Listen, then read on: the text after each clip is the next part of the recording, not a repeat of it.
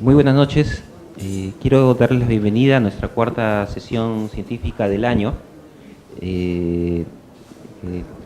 sobre el tema de la evaluación ultrasonográfica de las masas ováricas. En esta oportunidad el coordinador va a ser el doctor Osvaldo Tipiani. Antes de dar paso a la sesión, primero a la sección de anuncios.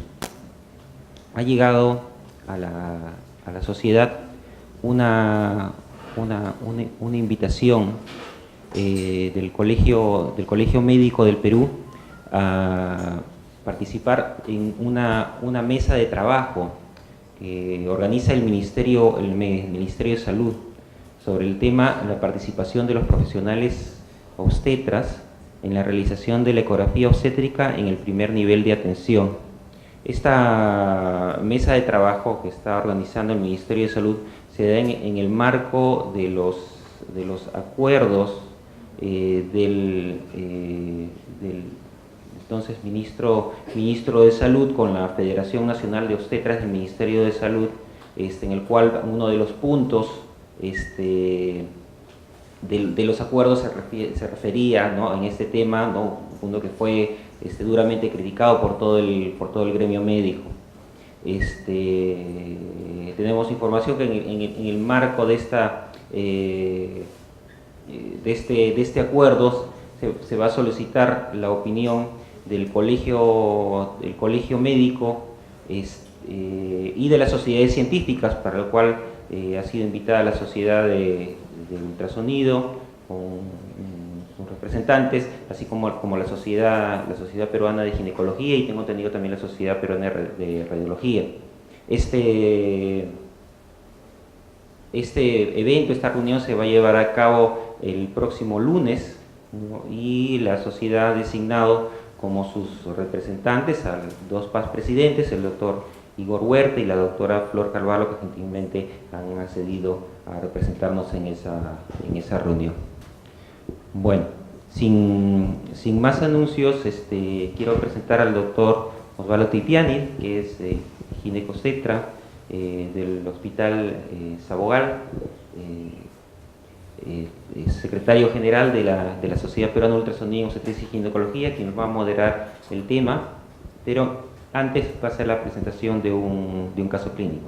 Adelante, Juan.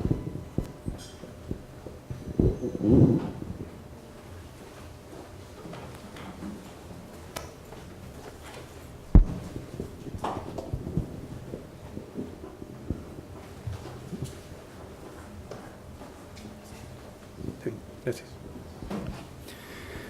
Bien, buenas noches. Vamos a empezar esta sesión con la presentación de un caso clínico. Este es el Hospital Sabogal, donde trabajo, en el Callao. Tenemos muchos casos de malformaciones congénitas y, bueno, para contarles el entrenamiento que tuve con el doctor Rogelio Cruz en México. Y en base a esa experiencia estamos haciendo varias investigaciones al respecto. Bien, vamos a hablar de un caso de ventriculomegalia fetal. Vamos a recordar algunos conceptos para tener en claro el caso clínico que vamos a presentar. La ventriculomegalia es el crecimiento anormal de los ventrículos cerebrales. Más o menos la incidencia está en 2 en 1000 nacidos vivos. 50% de ellos tienen anomalías asociadas, y se debe al exceso de la producción de líquido cefalorraquídeo. Las investigaciones al respecto fueron hechas en los años 60 por Dandy. Dandy lo que hizo fue obstruir el agujero de Monro en uno de los ventrículos y extirpar los plexos coroideos del otro lado. Por lo tanto, tenía un colapso en un lado y tenía una ventriculomegalia en el otro lado, demostrando de esta manera que los plexos coroideos eran los productores del líquido cefalorraquídeo. Bien, los ventrículos laterales, que son los más grandes, son los que más producen líquido cefalorraquídeo, y esto pasa a través del agujero de Monro al tercer ventrículo y a través del acueducto de Silvio al cuarto ventrículo. Y del cuarto ventrículo, por los agujeros de Mangendi y Loschka, pasan al espacio subaracnoideo y son reabsorbidos luego hacia el seno sagital superior a través de las vellosidades aracnoideas. Este es el corte transventricular donde debemos todos medir el atrio ventricular para ver si hay hidrocefalia o no. Tenemos que tener a la vista el cavum del septum pellucidum, tenemos que tener la hoz del cerebro, tenemos que tener la cisura parieto-occipital, y esto es lo más importante. Tenemos que localizar esta cisura para realizar la medición justo a este nivel, en forma perpendicular a la dirección del cuerno occipital. Y de esa manera podemos clasificar las ventriculomegalias en leves, de 10 a 12 milímetros, moderadas, o severas si son más de 15, ¿no? O también podemos clasificarlas como transitorias, estables, progresivas, unilaterales, bilaterales y aisladas o complejas. ¿Por qué medimos en el atrio ventricular, o por qué medimos el atrio ventricular y no en otra zona? Estos son los ventrículos laterales, estos son los cuernos anteriores, cuernos posteriores, cuernos inferiores, y el atrio está acá. De acuerdo a la ley de Laplace, la máxima dilatación de una región se va a dar en aquella que tenga mayor radio. Por eso lo medimos ahí. ¿Por qué es importante hablar de hidrocefalia? Porque nuestros países, así como África, tenemos la mayor incidencia de hidrocefalia. Asimismo, la mortalidad es muy importante en este tema. Como pueden ver acá, cuando tenemos ventriculomegalias leves, tenemos una chance de sobrevida neonatal de 93%, cuando son más de 12 milímetros, 84%, y si hay una anomalía asociada, 60% de sobrevida. En los años 80 se hicieron varios experimentos para ver cómo la hidrocefalia afectaba la corteza cerebral, inyectando en las ovejas a nivel ventricular caolín, por ejemplo, para producir hidrocefalia, y como pueden ver acá, se produce una reducción del espesor de la corteza cerebral. Asimismo, en las zonas subventriculares también tenemos una pérdida de estas células ependimarias que son muy importantes. Cuando hacemos estudios histológicos, vemos un adelgazamiento del cuerpo calloso e incluso podemos tener una desaparición aparente del cavum del septum pellucidum. Cuando nosotros hacemos un corte transventricular, ubicamos el cavum del septum pellucidum. Pero, ¿qué es el cavum del septum pellucidum? A veces les pregunto a mis residentes y me señalan, ¿no? Es acá, pero no saben qué estructura es. Observamos acá los ventrículos laterales. Los dos ventrículos laterales están separados por el septum pellucidum. Y ese septum pellucidum tiene una cavidad que se llama cavidad, o sea, en latín cavum. Por eso es el cavum del septum pellucidum. Pero cuando tenemos una paciente o un feto con hidrocefalia, podemos tener un colapso del cavum del septum pellucidum, y a veces cuando tenemos hidrocefalia y están buscando el cavum, no lo van a encontrar porque la presión excesiva puede hacer colapsar el cavum del septum pellucidum.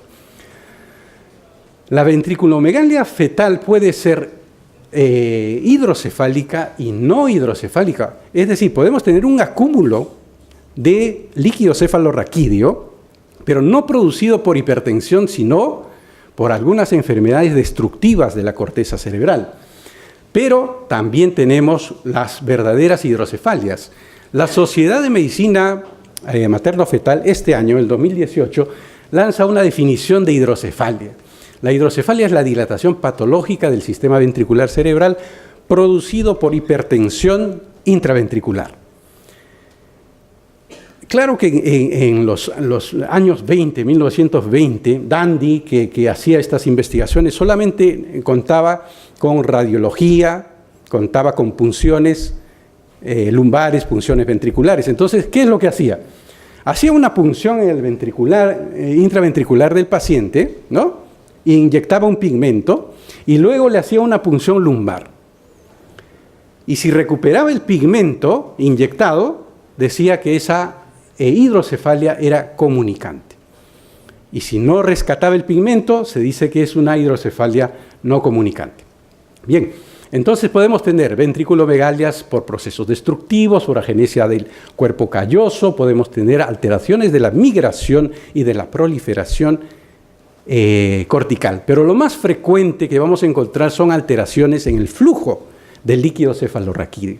Por lo tanto, si tenemos una hidrocefalia no comunicante, tenemos que localizar dónde está la obstrucción. ¿Será en los agujeros de Monro? ¿Será en el acueducto de Silvio? ¿Será en la salida del cuarto ventrículo? Eso es lo más frecuente que vamos a ver. Lo que le sigue en frecuencia son las hidrocefalias comunicantes por alteraciones en la reabsorción, pero esto se da sobre todo en niños. Es raro verlo en fetos. Y finalmente, lo más raro es encontrar sobreproducción de líquido cefalorraquídeo o un término que aún se usa, hidrocefalia con presión normal. Bien, me podrían decir, ¿cómo saber si una ventrículomegalia es hipertensiva? O sea, estoy haciendo mi ultrasonografía, veo los ventrículos dilatados. ¿Cómo sé si es hipertensiva o no? Hay dos puntos a recordar aquí. Uno, cuando hay hidrocefalia hipertensiva, tenemos el signo del plexo coroideo colgante, ¿no? O en lágrima. Y la otra cosa muy importante que debemos evaluar es el espacio subaracnoideo. Cuando hay una desaparición del espacio subaracnoideo, eso es altamente indicativo que esta ventriculomegalia es hipertensiva, es decir, es una hidrocefalia. El otro punto es evaluar los flujos en el seno sagital superior, en el seno recto y en la gran vena de Galeno. A veces no lo hacemos, pero cuando tenemos hidrocefalia hay que hacerlo, porque este flujo pulsátil va a desaparecer cuando hay hidrocefalia hipertensiva. Bien, entonces, de acuerdo a esta revisión que hace el doctor Pu, cuando estuve buscando en internet al doctor Pu, salía Winnie Pooh por todos lados y al final me demoré como 15 minutos en encontrar al verdadero doctor Pu.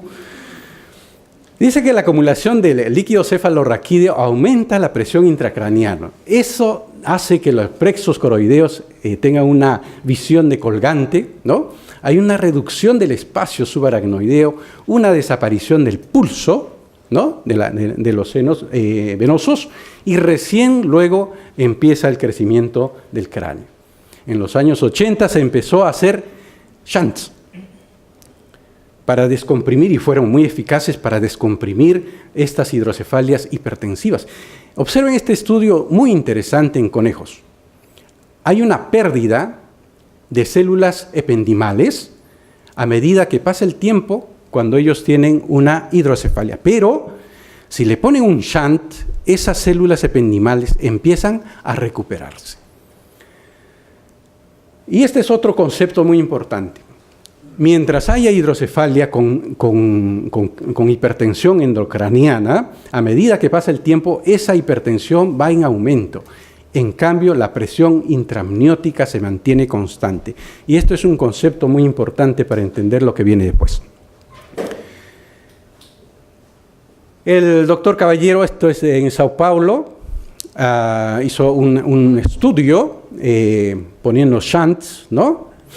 Tipo pigtail a nivel de los cuernos de los ventrículos laterales para descomprimir esa hidrocefalia y permitir la reexpansión de la corteza. Bien, con todos estos conocimientos previos, vamos a presentar este caso clínico. Tuvimos una paciente de 28 años que acude con un diagnóstico de hidrocefalia. Le habían diagnosticado a las 20 semanas y ya teníamos 31 semanas cuando nos llega la paciente. Como pueden ver, un ventrículo lateral muy aumentado, una ventrículomegalia severa, una reducción del espacio subaracnoideo, incluso tenía polidramnios y todos los ventrículos estaban dilatados. Una cosa que hay que resaltar es que esta paciente no autorizó hacerle resonancia magnética, que es muy importante en estos casos. Pero teníamos que hacer algo por ese bebé. Hay muchas cosas, muchas veces que no hacemos nada, pero en este caso decidimos hacer un shunt. Pues entonces tomamos un cariotipo, torch, plaquetas a través de una cordocentesis. Vemos aquí el ingreso de nuestra aguja, la vena umbilical para extraer una muestra, para descartar que este feto tenga alguna malformación. Bien, a las 2 semanas la reevaluamos, 33 semanas, torch negativo, cariotipo masculino, Y lo que observamos fue un aumento de la ventrículomegalia y desaparición del espacio subaracnoideo. Si pueden ver acá también, si observamos este cerebelo, ¿qué les parece? Un cerebelo hipoplásico, ¿no? Y hay una comunicación entre el cuarto ventrículo y la cisterna magna. ¿Cómo se llama eso? Síndrome Dandy-Walker. O sea, aparte de esta hidrocefalia era producida por un síndrome Dandy-Walker.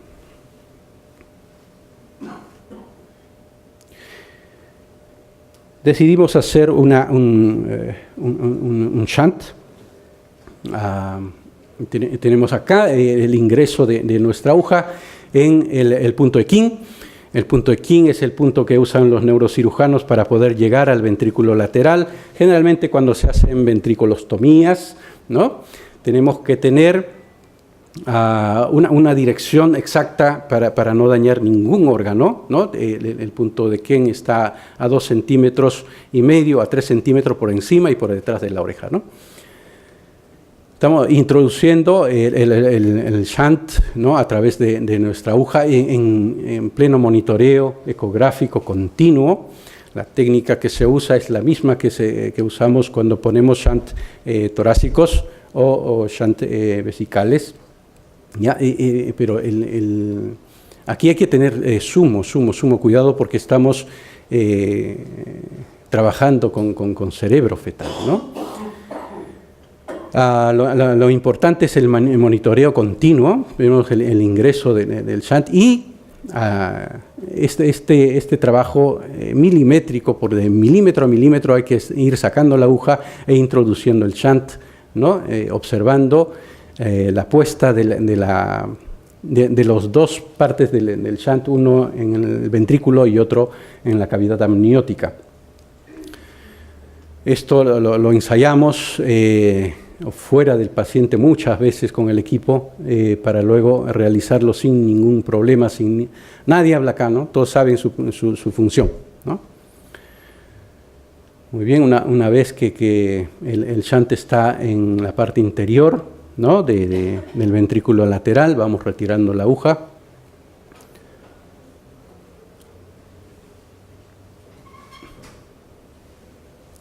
Y verificamos que esté funcionante, ¿no?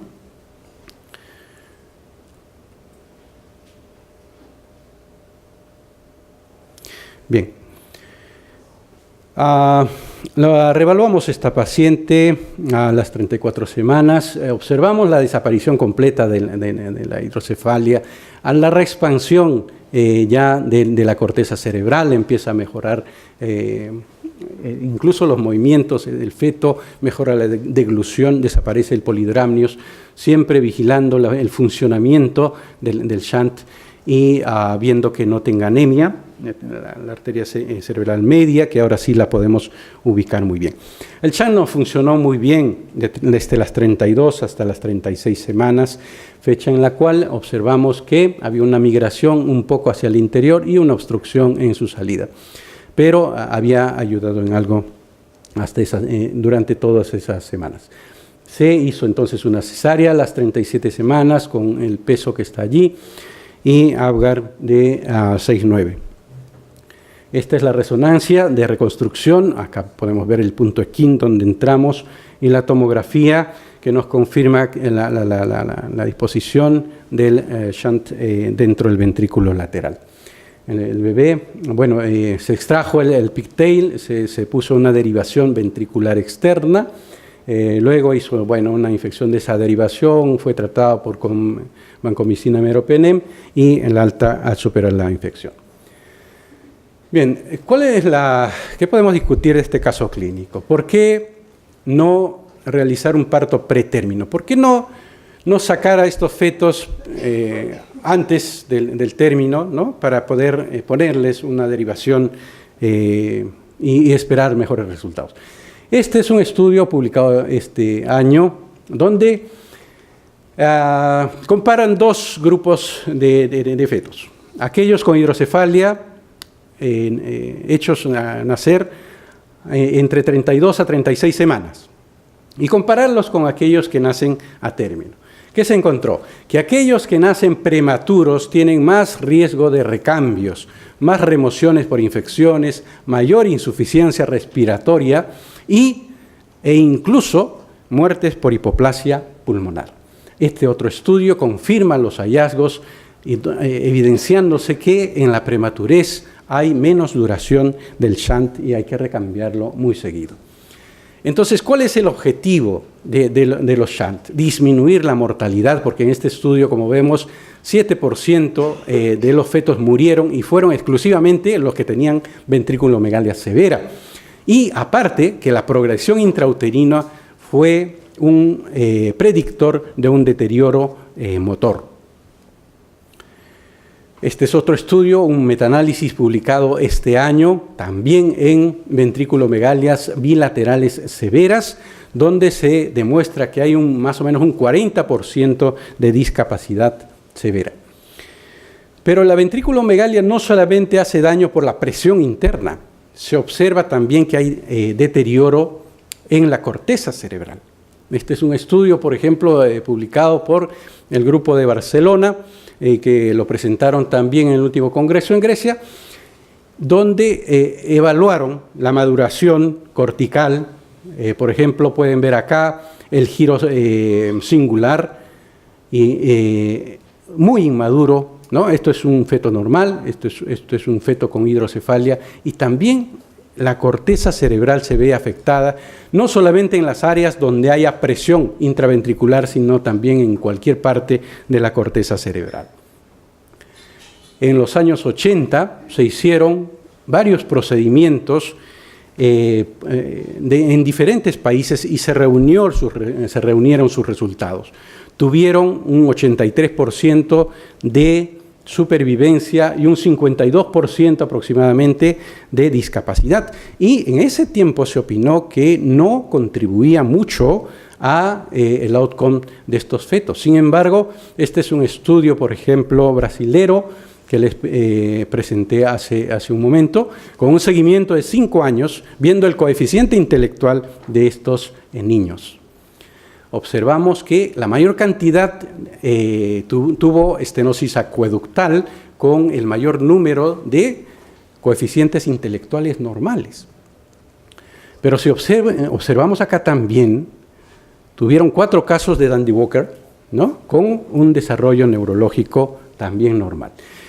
Entonces, este grupo, ¿qué es lo que propone? Si tenemos un feto con ventriculomegalia, realizar una cordocentesis para descartar infecciones, cromosomopatías, ¿no? Y si vemos una anomalía severa, no se hace ninguna intervención. Pero si es un feto sano, se hace un seguimiento semanal. Si el ventrículo permanece estable, se espera a que llegue a término. Pero si se detecta una progresión de esa ventriculomegalia, se puede ofrecer un tratamiento intrafetal. Bien. Como conclusión, la hidrocefalia debe diagnosticarse en la etapa más temprana de la gestación y cuando uno tiene un diagnóstico, inmediatamente comunicarlo, no esperar, como este caso, a las 31 semanas para recién referirlo.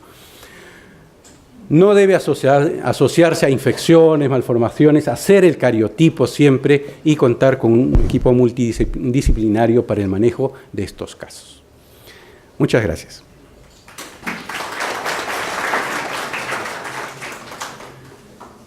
Vamos a hacer las preguntas al final, por favor, si es que las hay. Esta noche vamos a revisar un tema muy importante.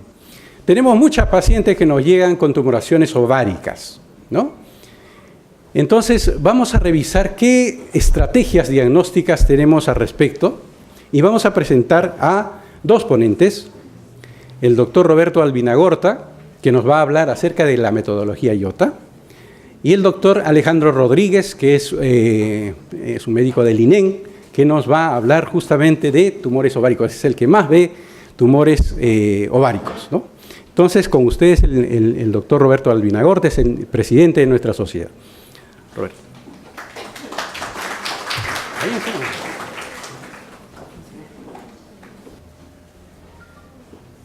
Bueno, muchas gracias por la presentación.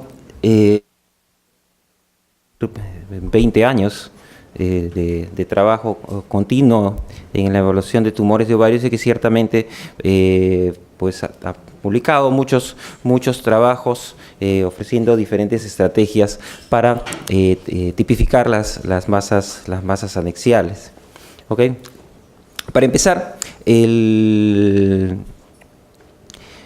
IOTA es un estudio multicéntrico que se basa en la valoración preoperatoria de masas anexiales, ¿no? Y quiero hacer hincapié en ese primer concepto porque es bien importante. O sea, las estrategias que se proponen para el manejo de masas anexiales están dirigidas a la evaluación de la masa preoperatoria. ¿Ok? Esto es bien importante porque no podemos extrapolar los resultados a hacer manejo conservador, por lo menos de acuerdo a la evidencia publicada, ¿no? Y eso hay que tenerlo en cuenta. O sea, nosotros no evaluamos una paciente para decir, esta lo opero o esto no lo opero. ¿Ok? La evidencia publicada hasta el momento por el grupo de IOTA está relacionada a la evaluación preoperatoria de masas ováricas y eso restringe, ¿no?, en cierta manera la población objetivo de la sistemática, de las estrategias de manejo. Ese estudio fue desarrollado para desarrollar reglas y modelos para caracterizar la patología anexial, ¿no?, en manos de examinadores de diferentes niveles, no tanto aquellos expertos, ¿no?, como aquellos que recién están empezando sus competencias en el ultrasonido. Y como les decía, IOTA tiene ya varios años, ha pasado por diferentes fases de estudio, diferentes publicaciones, en el cual básicamente se ha desarrollado y se ha validado estrategias basadas en el ultrasonido para diagnosticar o minimizar cáncer de ovario antes de la cirugía, ¿no? En las 3 primeras fases, ¿no?, ha sido el nivel en el cual se ha ido desarrollando primero la terminología y los parámetros de descripción de las masas y validando las primeras estrategias, y ha sido realizado por los investigadores, ¿no? Ha sido examen por expertos, ¿no? Y a partir de la fase 4, a partir del año 2010 en adelante, pues se ha hecho la validación tanto interna como externa de las diferentes estrategias con diferentes tipos de evaluadores, lo cual pues ciertamente le da más peso a sus conclusiones. ¿Ok? Insistía mucho en que el propósito de la evaluación es hacer la evaluación preoperatoria. ¿Y por qué es importante la caracterización?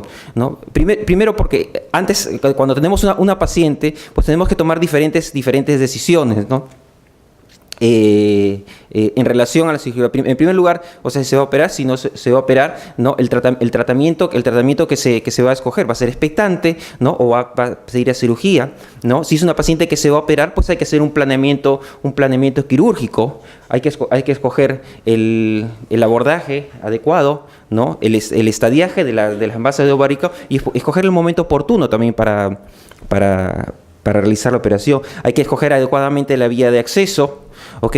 Si va a ser por la parotomía, si va a ser por la laparoscopía, ¿no? Es importante resaltar que en los cánceres estadio 1, ¿no?, la ruptura de la cápsula nos ha demostrado que está relacionado con peor pronóstico, ¿no?, después de la cirugía, ¿ok?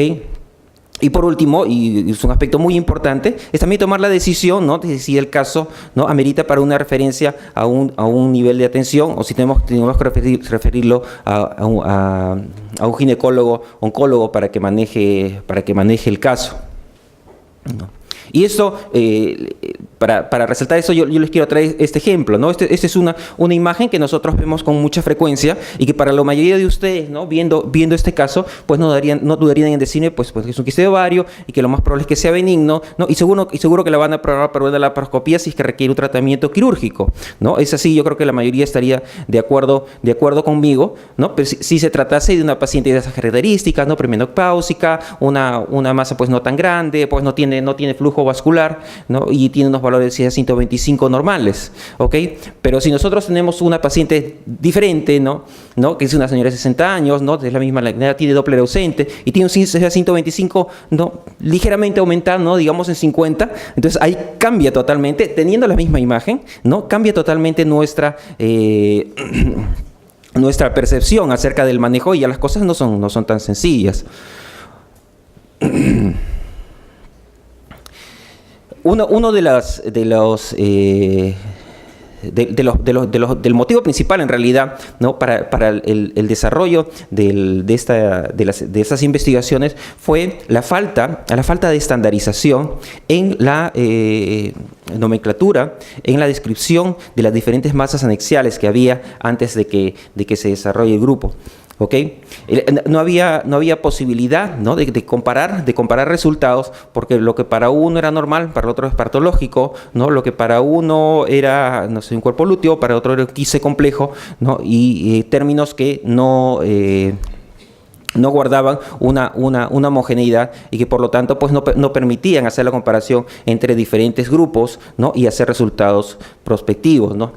Es por eso que en el año 2000 es que sale la primera publicación, ¿no?, y que básicamente es el consenso que realiza el grupo, ¿no?, que está encabezado por el doctor Tiberman, ¿no?, y el doctor Bord, ¿no?, que trabaja en la Universidad de Lovaina en Bélgica. Estuvieron el año 2012, estuvieron en el Congreso, me parece, 2012, 2013, ¿okay? Hicieron un curso excelente, ¿no?, sobre la terminología, los términos de IOTA, y es el año 2000, ¿no?, como dice, que se publica el consenso acerca de los términos, definiciones y medidas para describir. O sea, este es el paso, digamos, inicial, ¿no?, que se pusieron de acuerdo y dijimos, bueno, las lesiones las vamos a describir de esta manera y vamos a hacer primero un breve resumen de eso. El primer término que tenemos que ver bien claro es a qué llamamos una lesión, ¿no? La lesión es una parte del ovario o es una masa anexial que no es consistente con la fisiología normal del ovario. ¿Okay? Eso es lo que tenemos que tener bien claro. Cualquier imagen que nosotros vemos que no es consistente con la fisiología normal, con la ovulación, con la aparición del cuerpo lúteo, pues es una lesión, ¿no? No es una lesión, pues cualquier imagen, ¿no?, que sugiera la presencia de folículos. No es una lesión un cuerpo lúteo, ¿no? A pesar de que la característica del cuerpo lúteo, pues encontramos pues un abundante flujo en el Doppler, ¿ok? Tampoco un quiste hemorrágico, ¿no?, que a veces eso vemos a veces son masas relativamente grandes, pues, y tienen un aspecto así heterogéneo como telarañas o la formación de coágulos, y que muchas veces lo describen así, ¿no?, como quiste complejo, ¿no? Cuando no se conoce bien la fisiología, le ponen el Doppler, ¿no?, y se llena de flujo alrededor, y entonces pues se asustan, ¿no? Asustan a la paciente, ¿no? Entonces estas no son lesiones. ¿Okay? Todo lo que tenga que ver con la fisiología del ovario no se considera lesiones. Las lesiones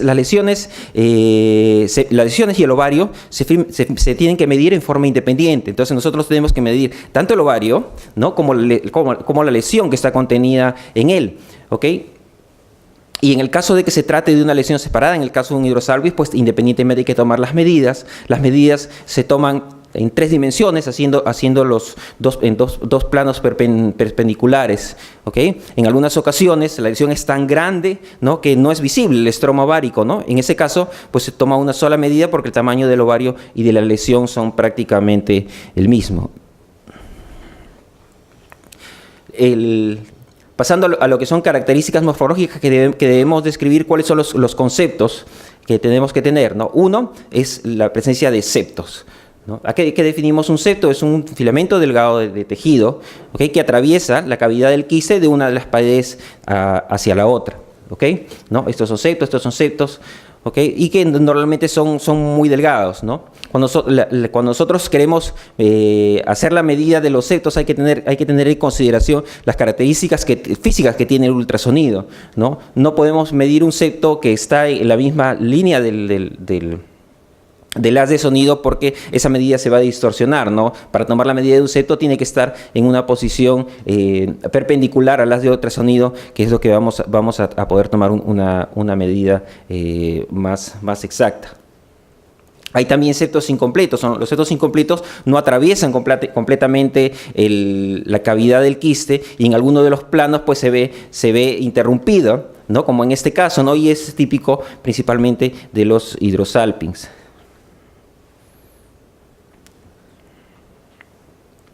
Definimos dentro de las características morfológicas el complejo de sólido, ¿ok?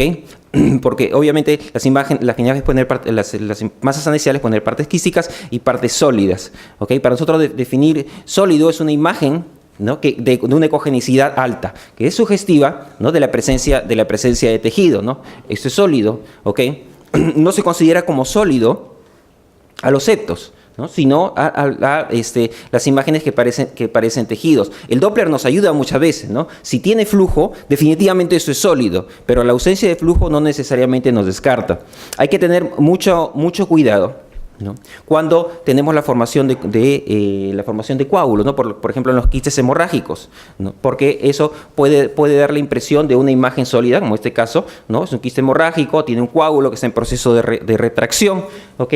Y que cuando uno pone el Doppler, pues no tiene flujo, hay que reconocer las características, porque esto no lo podemos informar como sólido. Otro concepto importante es de las proyecciones papilares. Las proyecciones papilares son proyecciones sólidas, valga la redundancia, de la pared hacia la cavidad quística, ¿ok?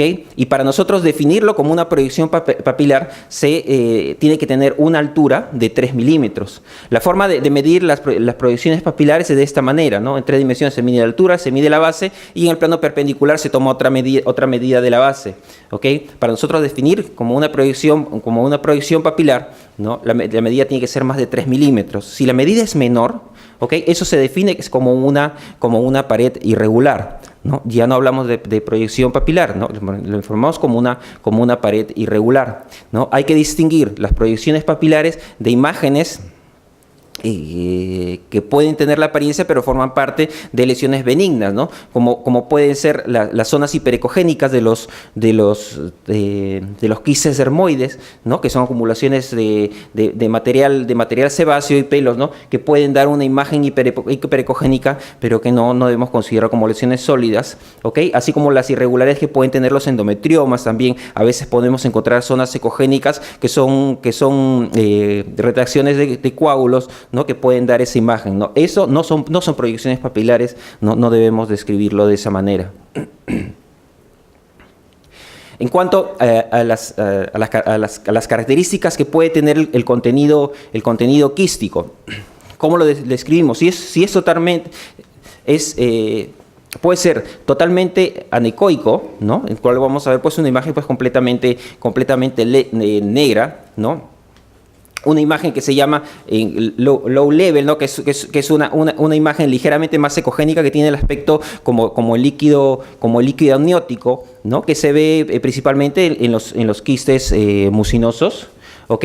El aspecto en vidrio esmerilado, que es típico de los endometriomas, ¿ok? El aspecto hemorrágico, que como les comentaba, del aspecto de una telaraña, o puede tener la formación de coágulos y retracciones, y lo que es el contenido mixto, que es característica de los quistes dermoides. Entonces, 5 tipos de descripción que podemos dar al contenido quístico: o anecoico, ¿no? De bajo nivel o low level, vidrio esmerilado, tipo hemorrágico o mixto.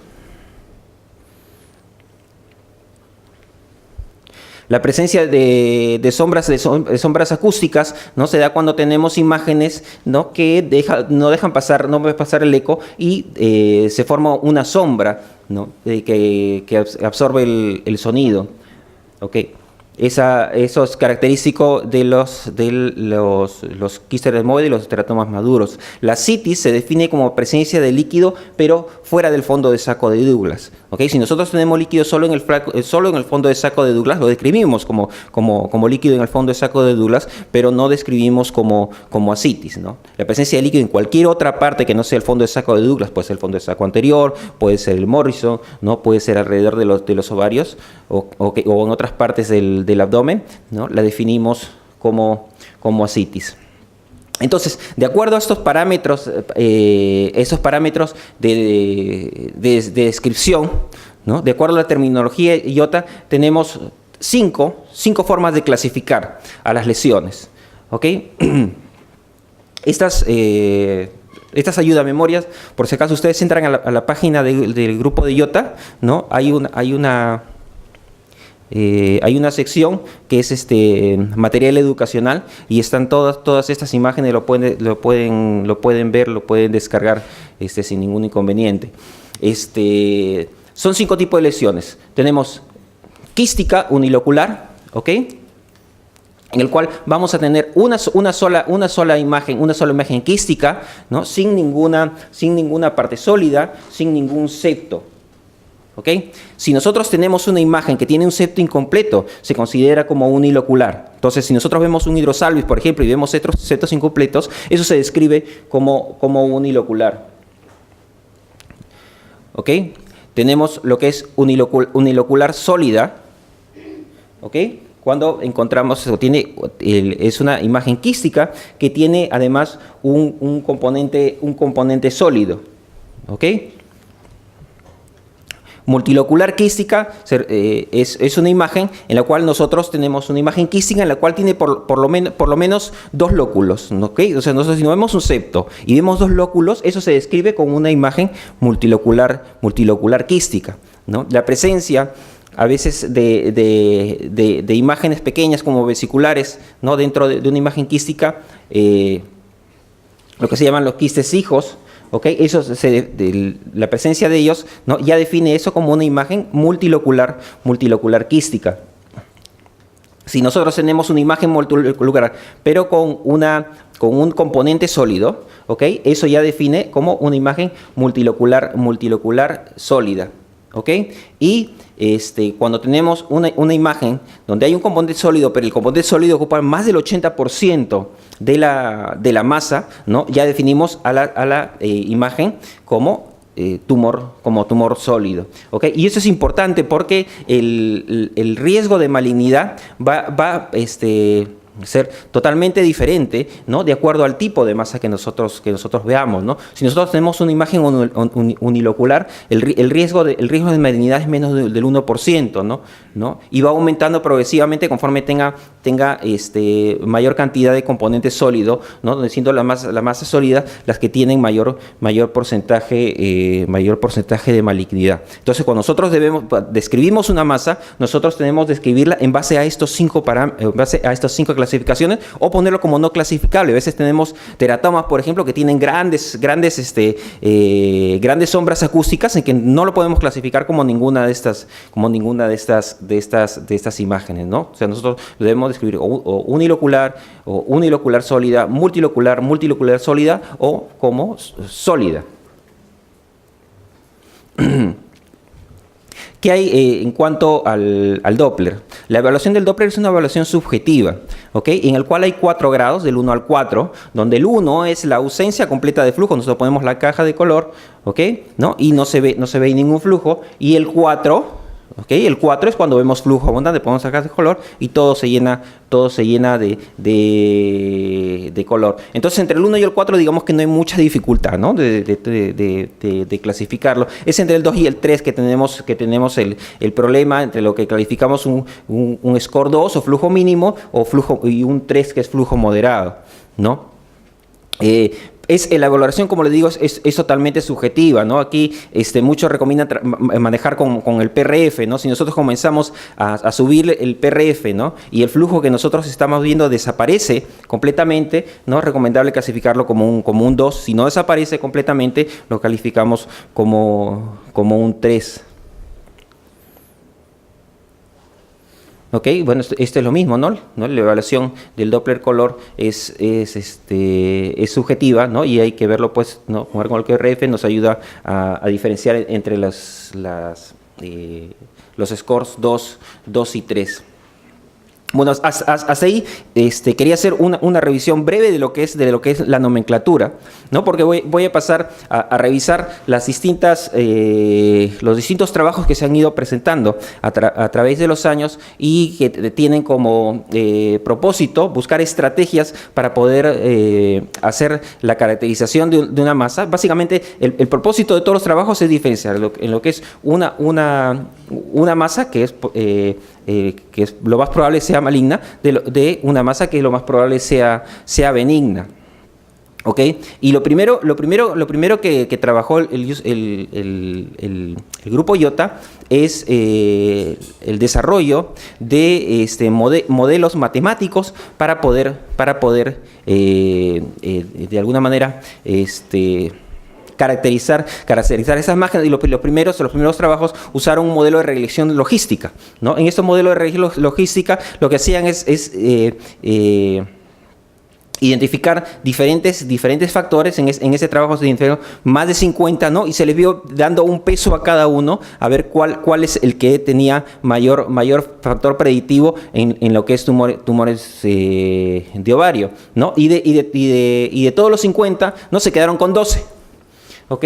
¿No? En los cuales habían 9 que eran predictivos de lesión maligna y 3, ¿no? Que eran predictivos de una tumoración benigna, ¿no? Los de lesión maligna eran la edad, la historia de cáncer de ovario, el diámetro máximo de la lesión, el diámetro máximo del componente sólido, ¿no? La presencia de ascitis, presencia de flujo sanguíneo en las proyecciones papilares, paredes internas irregulares, tumor sólido, el score de Doppler color, ¿ok? Y las predictores de tumor benigno, la presencia de sombras acústicas, terapia de reemplazo hormonal, presencia de dolor durante el examen. ¿Ok? De todos los otros factores que estudiaron, encontraron que no tenían en forma independiente mayor valor predictivo, ¿no? Y entre esos estaban incluidos, por ejemplo, los índices de pulsatilidad, índice de resistencia del Doppler, ¿no? El CA125, no digamos que estos no son importantes, sino que simplemente para desarrollar un modelo matemático predictivo no tenían tanto valor. ¿Ok? Entonces, y cada uno tiene un odds ratio, ¿no? Un odds ratio para la tumoración. Entonces, lo que, digamos que matemáticamente habría que hacer era sacar un valor de probabilidad en relación a la edad de la paciente y irlo multiplicando de acuerdo a los ratios que tenía, ¿no? Entonces, si por ejemplo la paciente tenía historia de cáncer de ovario, pues había que multiplicarlo por 4.95 y así cada uno de estos. Obviamente, esa es una operación que es compleja y que no es aplicable, ¿no? a la práctica clínica, ¿no? Uno no va a tener la paciente, ¿no? Evaluarla y después irse con unas tablas a hacer multiplicaciones y divisiones para decirle, ¿no? Este es su diagnóstico, ¿ok? Entonces, ¿qué hicieron? ¿No?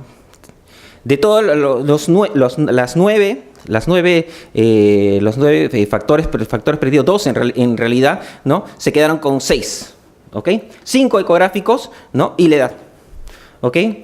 Flujo sanguíneo, el máximo diámetro del componente sólido, la presencia de paredes internas irregulares, ascitis, presencia de sombras acústicas. Todas esas características, ¿no? Con la ayuda de una fórmula nos va a dar un valor de probabilidad, de probabilidad de malignidad. ¿Ok? La probabilidad de malignidad pues es un porcentaje, ¿no? 5, 10, 15, 80, 90%. ¿Ok? Y determinaron que el punto de corte era mayor de 10%.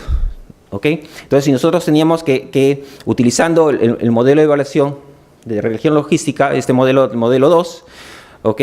Se realiza la evaluación y salió un valor, ¿no? En el cual nosotros determinamos, pues, si es menor de 10, bajo riesgo de malignidad. Si sale mayor de 10, cualquier valor, pues es un riesgo alto de malignidad, ¿ok? Eso obviamente pues sigue siendo complejo, ¿ok? Pero para eso existen los calculadores. ¿Okay? Y el calculador LR2 está disponible en ¿cómo se llama? Para que lo bajen a su celular, ¿no? Entran aquí al Labs, ¿no? Lo bajan, ¿no? Y le va a salir una interfase así, ¿no? Es una foto de un celular, ¿ok? Y entonces uno escoge, ¿no? O escoge en este caso, ¿no? Este calculador tiene el modelo de regresión logística 1, 2 y reglas simples que, bueno, después lo vamos a revisar, ¿no? Les va a dar una interfaz así donde uno puede colocar la edad, ¿no? Y las características, ¿no? Que hablábamos, ¿no? Presencia de ascitis, simplemente uno con el botón lo activa. Presencia de flujo en las estructuras papilares, el máximo diámetro del componente sólido, paredes internas irregulares, presencia de sombras acústicas, ¿no? Y por ejemplo, en el ejemplo que les ponía al principio, ¿no? Una paciente de 60 años, ¿no? Ascitis no tenía, presencia de flujo, bueno, no tenía papilas, entonces eso no se marca. Máximo diámetro del componente sólido, no había componente sólido, es 0, paredes internas irregulares, no, presencia de sombras acústicas, tampoco, ¿no? No le da clic en calculador y le sale un valor que en este caso es 3.7, ¿no? Entonces, de acuerdo a esta estrategia, ¿no? Estaría dentro del grupo de bajo riesgo, ¿no? O sea, la masa es probablemente benigna. ¿Ok? Vamos a poner un caso diferente, ¿ok? Es un paciente de 60 años también, pero en el cual encontramos ascitis, hay presencia de flujo, ¿no? Tiene el máximo diámetro del componente sólido es 7 milímetros, ¿no? Paredes internas irregulares, y fíjense cómo cambia el riesgo, ¿no? Ahora ya no es 3, ahora es 73%. ¿Ok? Entonces, obviamente, esto es un instrumento, ¿no? Pero es un instrumento matemático. ¿Ok? Son modelos que nos sirven para calcular el riesgo.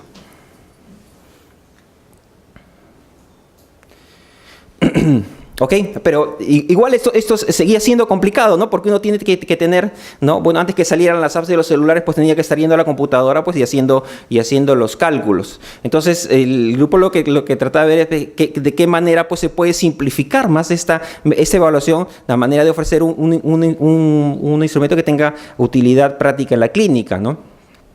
Más adelante, eso es del año 2008, presentan una estrategia basada en reglas simples, ¿no? Reglas simples para determinar el riesgo de cáncer de ovario. ¿Ok? Se realizó un estudio multicéntrico, más de 1000 pacientes con tumor anexial persistente, en el cual 70% fueron benignos, 27% malignos, ¿no? Y se determinaron, de acuerdo a los estudios estadísticos, 5 reglas simples para predecir malignidad. ¿Ok? Se escogieron aquellas que tenían mayor valor predictivo para cáncer de ovario y 5 reglas simples para predecir tumor benigno, ¿no? Aquellas que tenían menor valor predictivo para cáncer, ¿no? M-rules y B-rules, ¿no? para maligno y benigno, ¿no? Y esas reglas se determinaron de esta manera, ¿no? Las reglas para malignidad: tumor sólido irregular, presencia de ascitis, al menos 4 estructuras papilares, tumor multilocular sólido irregular con un diámetro mayor de 100 o flujo sanguíneo abundante, score de Doppler color 4. ¿Ok? Y 5 reglas benignas. ¿Ok? Unilocular, presencia de componentes sólidos pero menores de 7 milímetros, presencia de sombras acústicas, la presencia de tumor multilocular liso con un diámetro menor de 100 milímetros o flujo sanguíneo ausente. ¿Ok? Bien fácil. 5 reglas para malignidad, 5 reglas para benignidad. ¿Cómo lo caracterizamos? La presencia de por lo menos una regla maligna en ausencia de reglas de benignidad, maligno. ¿Ok? La presencia de alguna regla benigna, cualquiera que sea, ¿ok? Y ninguna regla maligna, benigno. ¿Ok? Así bien fácil. 5 y 5, ¿ok? Vas a tener una regla maligna, por ejemplo, tumor sólido irregular, ya calificado como maligno, ¿ok? Tenemos un tumor unilocular, ¿ok? O sin flujo sanguíneo, no benigno, ¿no? Esto es bien sencillo. Ahora, ¿qué es lo que sucede si el tumor no lo podemos clasificar con ninguna de las características? ¿No? Lo clasificamos como no clasificable, ¿no? Lo mismo, si tiene una regla maligna, una regla benigna, también entra en un grupo no clasificable. ¿Ok? Lo mismo para que recuerden. 5 reglas benignas, 5 reglas malignas, tumor unilocular, ¿no? Estructura papilar menor de 7, presencia de sombras acústicas, tumor multilocular menor de 100, ¿ok? Y ausencia de flujo, ¿no? Para reglas malignas, tumor sólido, ¿ok? Más de 4 imágenes papilares, flujo en el flujo papilar o flujo abundante. Y en ese trabajo lo que encontraron, ¿no? En esa corte encontraron que estas reglas simples fueron aplicables en el 76% de los tumores. ¿Ok? O sea, en el 76% de los casos se pudieron caracterizar con estas reglas simples. ¿Ok? Encontrando que en ese grupo, ¿no? Una sensibilidad de especificidad del 90%, ¿ok? Y el alijo positivo de 9, negativo 0,008, ¿ok? Para la detección de cáncer. 24% de las tumoraciones, ¿no? Que es un grupo importante, no fueron clasificables, ¿no? Y se recomienda en este caso la evaluación por expertos. Esas reglas simples ciertamente son digamos una herramienta práctica y que se han ido validando tanto interna como externamente, ¿no? Y es así que el Royal College, en las guías, ¿no? Estas son del año 2012 de manejo de tumores de ovario, ¿no? Las menciona, ¿no? Dentro de las estrategias para evaluar una masa anexial en forma preoperatoria, ¿no? Aquí dentro de las definiciones que tiene esta guía, ¿no? Es que claramente no dice que si la masa no es identificable por las reglas, pues es necesaria, pues es recomendable la referencia para la evaluación por un experto, ¿ok? ¿No? Y eso no queda ahí, ¿no? Porque las reglas simples se han buscado que tenga una aplicación aún más sencilla y que tenga una aplicación aún más general, porque, o sea, no todas las masas las podemos clasificar con reglas simples. ¿Okay? Hay un porcentaje importante de masas que no son clasificables, ¿no? Y ahí entonces es que viene el problema. Este trabajo ha salido relativamente reciente, ¿no? En el American Journal, ¿no? Es del 2016, en el cual pues, se evaluó un grupo de casi 5.000 pacientes, ¿no? Y lo interesante de esto es que el objetivo de ese trabajo puedes desarrollar una estrategia para determinar el riesgo en base a las reglas simples, ¿no? Y este trabajo es un trabajo multicéntrico que se desarrolló en 22 centros, ¿no? Entre los cuales había centros especializados oncológicos y había también hospitales generales y centros de referencia, ¿no? La diferencia en la tasa de malignidad fue de 43 y 17, ¿no? Para centros oncológicos y generales, ¿no? Y encontraron que la estrategia diseñada, ¿no? tenía igual aplicación tanto en centros especializados, ¿no? En centros oncológicos, como en hospitales generales, y las estimaciones de riesgo mostraron una buena calibración, ¿no? En resumen del trabajo, ¿no? Determinaron 5 grupos de riesgo, ¿no? Desde la clasificación con muy bajo riesgo, riesgo intermedio, riesgo elevado y riesgo muy alto, de acuerdo a la presencia o ausencia de una o más características benignas y malignas. O sea, usando como base las reglas simples, ¿no? Determinaron encontraron que había diferente riesgo de malignidad. Por ejemplo, en el grupo de muy bajo riesgo están aquellas masas que tienen por lo menos 2 características benignas, ¿no? Y no tienen ninguna característica maligna, ¿no? En ese grupo, ¿no? El riesgo de malignidad fue menos del 1%, ¿no? Entonces, estos están clasificados por un grupo de muy bajo riesgo de malignidad, ¿no? Yendo al otro aspecto, tenemos aquellas pacientes que tienen más de una característica maligna y ninguna característica de benigna, ¿ok? ¿No? Donde el riesgo de malignidad pues supera o llega casi hasta el 90%, que es el grupo de muy bajo riesgo, ¿no? En el intermedio, ¿no? Hay diferentes tipos de combinaciones, ¿no? ¿no? Por ejemplo, acá ninguna maligna con dos benignas, ¿no? De bajo riesgo, ¿no? ¿Cuánto es? 1.3%, ¿no? Aquella que no tiene ninguna característica y no se puede clasificar, ¿no? Está en un grupo de riesgo intermedio que está en el 40%, ¿ok? Y así diferentes, ¿no? O sea, ¿cuál es la ventaja de este abordaje, ¿no? En que todas las masas se pueden clasificar de esta manera, ¿no? Incluso aquellas que no tienen ninguna característica o aquellas que comparten característica y que se les puede clasificar, ¿no? en grupos de riesgo.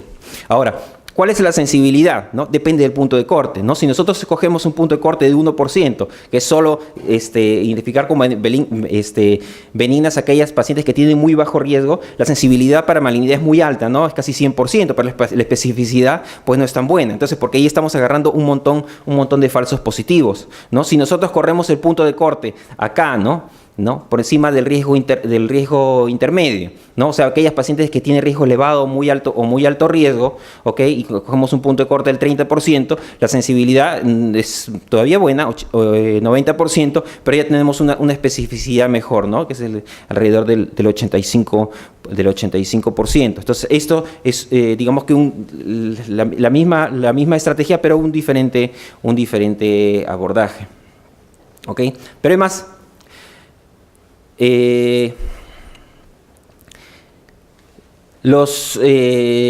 hay masas ováricas que simplemente con verlas ya sabemos cuál es el diagnóstico, ¿no? Porque son características, ¿ok? Que no necesitamos hacer ninguna valoración, ni sacar el riesgo, ni las reglas simples, ni introducirlo en un software, ¿no? Y son cosas que en la práctica nosotros manejamos. Entonces, el grupo Utah lo que hizo es identificar lo que ciertos descriptores fáciles, ¿no? En los cuales nosotros podemos tener un diagnóstico instantáneo de la lesión, ¿no? Y escogieron 6 descriptores, de los cuales 2 eran 2 clínicos, ¿no? Y 4 ecográficos, ¿no? Una lesión que tiene de apariencia vidrio esmerilado, pues es más probable que sea un endometrioma, ¿no? Y simplemente pues se hace el diagnóstico. Es una lesión mixta, ¿no? Con sombras acústicas, más probable que sea un teratoma y se hace el diagnóstico de primera intención como teratoma, ¿ok? Una imagen unilocular, ¿no? Con contenido totalmente anecoico, lo más probable que sea un quiste seroso, y de acuerdo a eso se hace el diagnóstico, o un tumor, o una imagen, un quiste residual, ¿no? sin flujo, también pues podemos hacer el diagnóstico fácilmente. Y dos marcadores clínicos, ¿no? Uno, el tumor con presencia de ascitis, y Doppler con flujo en cualquiera de sus partes, ¿no? Altamente indicativo de cáncer, ¿no? Y el otro, que es una mujer más de 50 años con un CA125 más de 100. ¿Ok? Estos son los descriptores fáciles en los cuales nosotros simplemente de primera intención, ¿ok? Nosotros hacemos el diagnóstico. Vemos la imagen, esto es un endometrioma. Es una paciente más de 50 años con un CA125 más de 100, esto es cáncer. ¿Ok? Y eso se aplicó en ese trabajo, ¿no? Que es un trabajo que es presenta una estrategia que se llama de 3 pasos, ¿no? Para la evaluación de la masa anexial, en las cuales el primer paso es la evaluación de los descriptores fáciles. Nosotros vemos la imagen, ¿no? Es vidrio esmerilado, es un teratoma, listo, ahí quedó el diagnóstico, ¿ok? Pero hay imágenes que simplemente no las podemos identificar con los descriptores fáciles, ¿no? Encontraron en ese trabajo que el 46% de los casos se puede hacer el diagnóstico, que se llama el diagnóstico al instante, no lo ve, ¿no? Y dice, este es un quiste seroso, este es un teratoma, este es un endometrioma. Y encontraron que casi la mitad de las tumoraciones anexiales en este grupo no se podía clasificar al instante. ¿Qué pasaba con el otro 50% remanente? ¿No? Pasaban a reglas simples, ¿ok? Entonces tenían otro grupo de pacientes, ¿no? Que podían identificarse por las reglas simples, y aquellas que no podían clasificarse ni por los descriptores fáciles ni con las reglas simples, pasaban a la evaluación subjetiva por expertos, ¿ok? ¿Y qué encontraron? ¿Cuáles fueron los resultados? Encontraron que aplicando esa estrategia de 3 pasos, ¿ok? Encontraban una sensibilidad muy buena para el diagnóstico de cáncer, 92%, especificidad 92%, comparable a la evaluación subjetiva. La evaluación subjetiva por expertos, ¿no? Con una sensibilidad pues parecía 90 y 93%. ¿Ok? Esa es otra herramienta, no voy a hablar mucho de esto se presentó en el 2015, este es un algoritmo que se llama ADNEX, ¿no? En este algoritmo, es un algoritmo matemático también, en el cual hay 3 factores clínicos, que son la edad, el CA125, y si la paciente viene de un centro oncológico o no, y 6 indicadores ecográficos. ¿Okay? El máximo diámetro de la lesión, la proporción de tumor sólido, ¿no? Si tiene más de 10 lóculos, ¿okay? El número de proyecciones papilares, ingresa el número de proyecciones papilares, la presencia de sombras acústicas y la presencia de ascitis. Todo eso se introduce en un calculador, ¿okay? Que también está disponible en internet, lo bajan, cuesta 70 soles. ¿Okay? No voy a hablar mucho de esto, pero este algoritmo lo que hace va más allá, ¿no? Y lo que hace es diferenciar entre 4 tipos de lesión, ¿no? O sea, te da el riesgo, ¿no? Un poco más específico aún, ¿no? Lo que es en 4 tipos de lesión: riesgo de cáncer metastásico, riesgo de cáncer estadio 2 a 4, riesgo de cáncer estadio 1, riesgo de tumor borderline. ¿Ok? Es incluso más específico. ¿Ok? Y eso de alguna manera se plantea como una alternativa, ¿no? Para clasificar aquellas tumoraciones que no son clasificables ni con los descriptores, ni con las reglas fáciles, ni con los modelos de regresión logística. ¿Qué es lo que sigue? El grupo sigue publicando investigaciones, se están probando nuevos marcadores tumorales y proteínas en sangre, ¿no? También el ADN libre, ¿no? Así como se hace el dosaje de ADN libre fetal, también se puede dosar ADN tumoral, ¿ok? Y identificar las secuencias que están relacionadas con los tumores, ¿no? Hay un grupo que está trabajando resonancia magnética, ¿no? Viendo qué características de la resonancia pues, pueden servir para caracterizar aquellos casos que no son clasificables por ultrasonido, ¿no? Y por último, y eso es bien importante, se está corriendo la fase 5 del IOTA. El IOTA fase 5, ¿qué es? Es el seguimiento de los pacientes que tienen tratamiento conservador, porque recuerden lo que les decía al principio, ¿no? Esta investigación está hecha en base a pacientes para evaluación preoperatoria, no es para la paciente que van a darle tratamiento conservador, ¿ya? Y ojo, que los modelos matemáticos no reemplazan a la evaluación por experto, ¿ok? Digamos que los modelos han demostrado que en cierta ambiente clínico, ¿no? Pueden dar resultados comparables y es para digamos que caracterizar de alguna manera las masas ováricas, ¿no? Ya se han ido presentando los primeros resultados del seguimiento de aquellas pacientes, ¿no? Que no entraron a estos trabajos. ¿Por qué? Porque no se operaron, ¿no? Entonces, pero tienen esa corte y la vienes siguiendo, y muchas pacientes pues bueno, o ha desaparecido la lesión o siguen en tratamiento conservador o incluso algunas pues se ha visto que la lesión pues ha sido un falso negativo y ha sido un neoplasia de diferente tipo o simplemente la lesión se ha malignizado. Eso seguro que se va a publicar dentro de muy poco. Se presentó en el Congreso de IOTA los primeros avances del Congreso de IOTA del año pasado. En resumen, la terminología de IOTA en principio nos sirve para homogenizar la forma en que nosotros reportamos, ¿no? La presencia de lesiones para hablar todos el mismo idioma, ¿no? Han encontrado esa lesión, es una lesión quística, es una lesión unilocular, multilocular, es una multilocular sólida, es un tumor sólido, ¿ok? Nos plantea diversas estrategias y modelos clínicos y matemáticos para predecir el riesgo de malignidad. Vuelvo a repetir, ¿no? Las estrategias de IOTA no están para reemplazar a la evaluación del experto, ¿ok? Sino para hacer una ayuda para nosotros clasificar de alguna manera las lesiones para ver cuáles tenemos que referir, y básicamente la utilidad es poder caracterizar a las masas, ¿no? Antes de la cirugía, poder definir cuál es el tratamiento que requiere y también pues si el tratamiento pues va a ser un tratamiento en un hospital general o vamos a tener que referirlo pues a un centro especializado con un ginecólogo oncólogo. Muchas gracias por su atención y al final estaré dispuesto para las preguntas que tengan.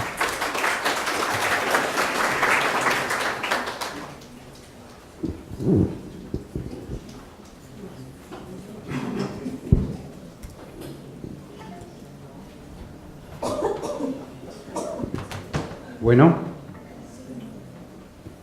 hemos escuchado cómo se hace la valoración con metodología IOTA. Y la metodología está diseñada básicamente para que cualquier médico pueda clasificar a estas patologías en tumores malignos o tumores benignos, siguiendo la regla simple básicamente, ¿no? Y como decía Roberto, cuando tenemos una duda, ¿no? Ahí se requiere ya la valoración de un experto. Es como cuando hacemos ecografía en fetos, ¿no? Encontramos un corazón que nos parece medio raro, entonces ya lo podemos derivar, o si nos parece, por ejemplo, una estenosis de algún vaso, del conducto arterioso, entonces pedimos o derivamos esa paciente a un experto. Es aproximadamente similar con lo que ocurre esto, ¿no? Entonces vamos a tener el agrado hoy de escuchar la ponencia de un experto. Es uno de los médicos que más ve cánceres de ovario, el doctor Alejandro Rodríguez Lira. Él es médico radiólogo del Hospital Neoplásicas. Por favor, les pido un aplauso para él.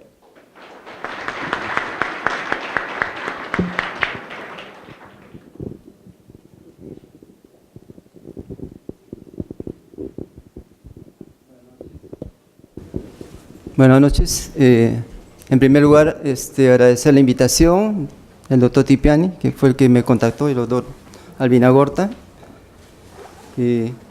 Tanto como experto, no tanto.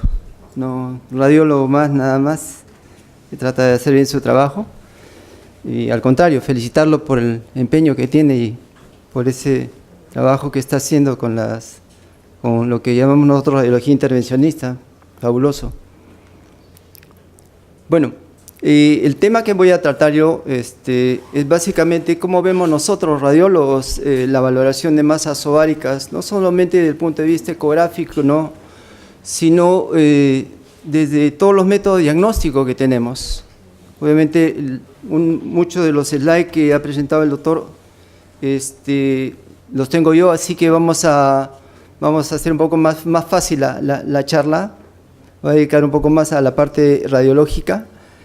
Y la idea de esta charla es primero presentar un poco aspectos masas ováricas, por ahí no hay. No.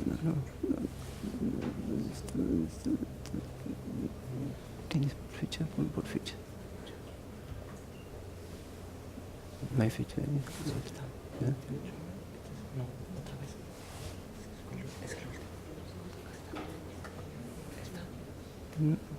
Es el último.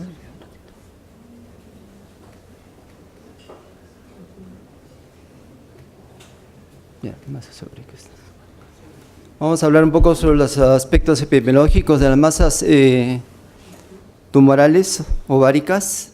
Vamos a ver un poco los métodos radiológicos que tenemos para valorar las masas ováricas. Vamos a hacer un poco de semiología, porque básicamente los radiólogos somos morfologistas.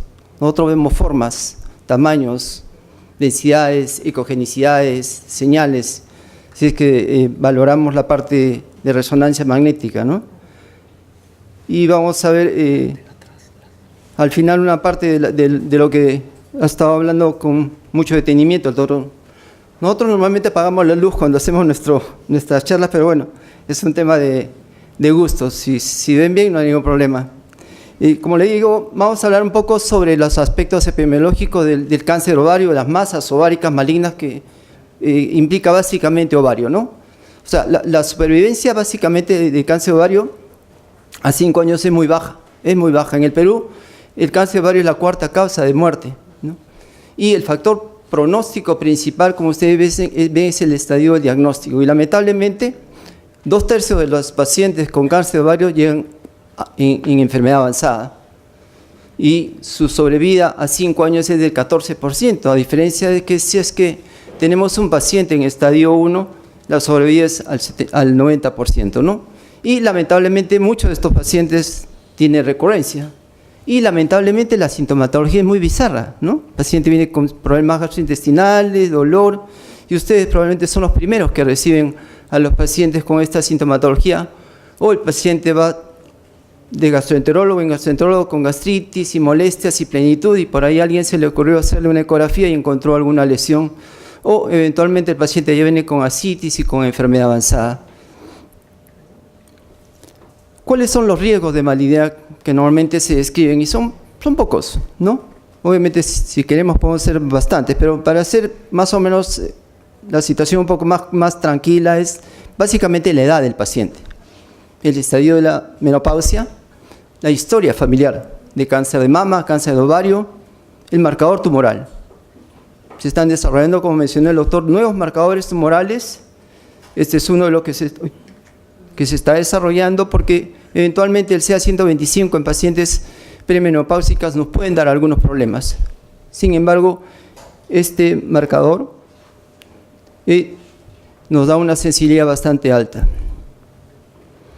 ¿Cuáles son los tipos de cáncer ovario que encontramos? Normalmente, células epiteliales, que es el más frecuente, es 85 o 90%, el de células germinales, el estromal o los metastásicos. Y ustedes ven en el slide más o menos la edad de presentación. Ya hemos dicho que el cáncer de ovario es una neoplasia de gente mayor. Los tumores germinales siempre están en gente joven. Entonces tenemos que hacer clínica, ¿sí? Yo siempre le digo a los residentes, si nosotros no hacemos clínica, somos fotógrafos, ¿no? En cambio, si hacemos clínica e imágenes, vamos a ser radiólogos.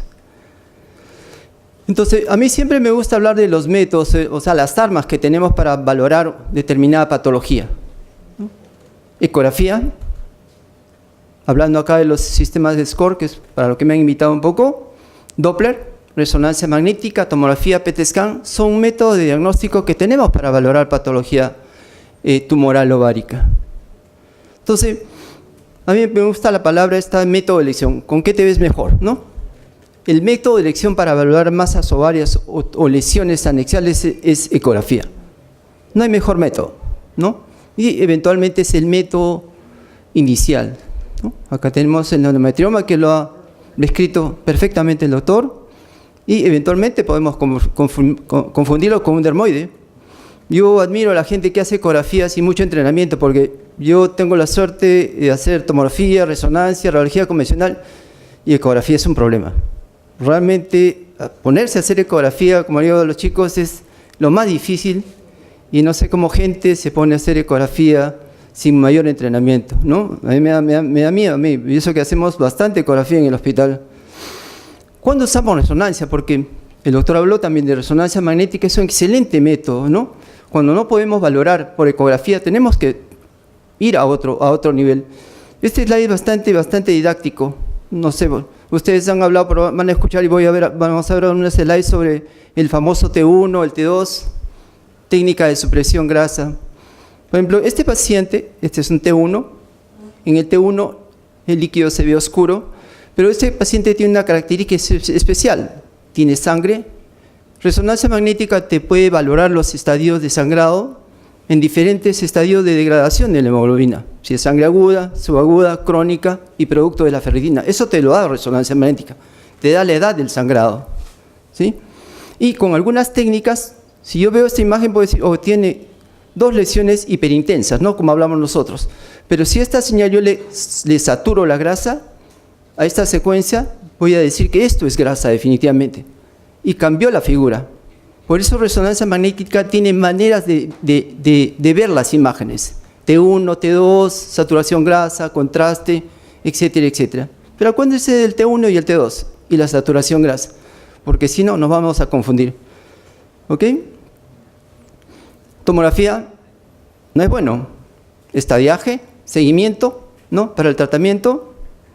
PET, detección de recurrencias, eventualmente cuando, no en todos los tumores, y eventualmente cuando la lesión es muy grande y no tenemos otra opción, vamos a usar la tomografía o la ecografía para una biopsia. Muy bien, ¿cuál es el rol de las imágenes? ¿No? Confirmar la presencia de masas, identificar el orden de origen y los signos radiológicos de una masa benigna o maligna, que ha sido descrita ampliamente. ¿Cómo nos enfrentamos a la lesión? ¿No es cierto? Es de origen ovárico, ¿sí? Es sólido, quístico. Alguna literatura bastante simple dice, bueno, todo lo sólido debe ser de útero, todo lo quístico y mixto debe ser de ovario, hasta no demostrar lo contrario. No es lo que tenemos que enfrentarnos nosotros. ¿Vamos a hacer un seguimiento o vamos a ir a otro método radiológico? ¿Cuándo? ¿Y cuál es el riesgo de malignidad de acuerdo a la lesión que encontremos? ¿Sí? Esta es una lesión mucinosa, serosa, lesiones proliferantes, como ha mencionado el doctor bastante bien.